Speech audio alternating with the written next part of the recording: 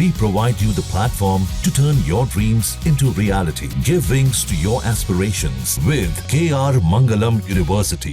Iran और Israel के बीच जारी युद्ध अब और गंभीर होता जा रहा है।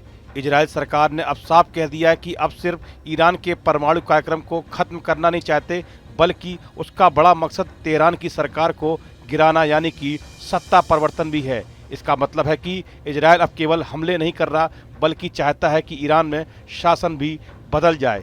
इस बीच ईरान के सर्वोच्च नेता अयातुल्ला अली खामनेई के भतीजे महमूद मुरादखानी ने भी इजरायल के सुर में सुर मिला दिए हैं। उन्होंने कहा है कि अगर ईरान में शांति और लोकतंत्र लाना है तो मौजूदा शासन को हटाना जरूरी है। ये बात इसलिए चौंकाती है क्योंकि वे खुद खामनेई के रिश्तेदार हैं, लेकिन खुले तौर पर उनके खिलाफ बोल रहे हैं।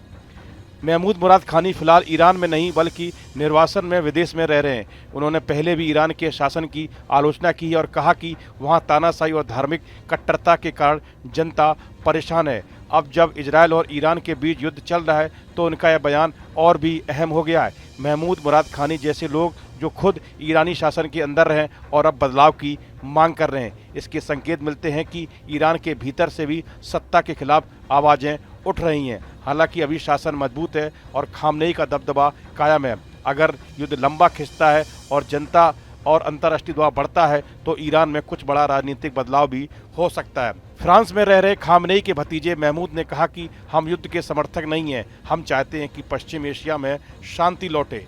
मुझे लगता है कि इस्लामी गणराज्य का पतन ही वास्तविक शांति का एकमात्र रास्ता है। तेहरान के मौजूदा शासन को हटाने के लिए जो कुछ जरूरी है वह किया जाना चाहिए। महमूद मुरादखानी साल 1986 में ईरान से भाग गए थे। वह अपने चाचा खामनेई के मुखर आलोचक रहे हैं। इजरायल के ईरान पर हमले के बाद वह मौका तलाशते दिखे हैं। मुरादखानी ने इजरायल के हमलों को खेदजनक कहा है, लेकिन इसे सही ठहराने की भी कोशिश की है।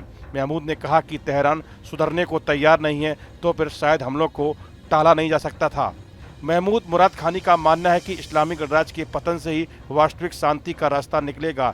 ईरान के दिवंगत शाह मोहम्मद राजा पहलवी के बेटे रजा पहलवी ने भी युद्ध के बीच तेहरान में शासन परिवर्तन की बात कही है। उन्होंने कहा कि खामेनेई डर कर भूमिगत हो गए हैं, तेहरान की सत्ता पतन की ओर है। दूसरी ओर खामेनेई ने अमेरिकी राष्ट्रपति डोनाल्ड ट्रंप के ईरान से बिना शर्त सरेंडर करने की मांग को खारिज कर दिया है। महमूद मुरादखानी का बयान अकेला नहीं है। हाल के वर्षों में ईरान के भीतर से जनता का असंतोष लगातार बढ़ा है। खासकर युवा वर्ग, महिलाएं और पढ़े लिखे नागरिक मौलवियों की कट्टर सोच और तानाशाही शैली से नाराज हैं। हिजाब विरोधी आंदोलन, महसा अमीनी की मौत के बाद हुए प्रदर्शन और ऑनलाइन सेंसरशिप के खिलाफ अभियान ये दिखाते हैं कि आम लोग बदलाव चाहते हैं। अब जब खामनेई के परिवार का ही एक सदस्य कह रहा है कि सत्ता बदलनी चाहिए तो ये संकेत हैं कि विरोध की आवाज़ें अब ऊपर तक पहुंचने लगी हैं।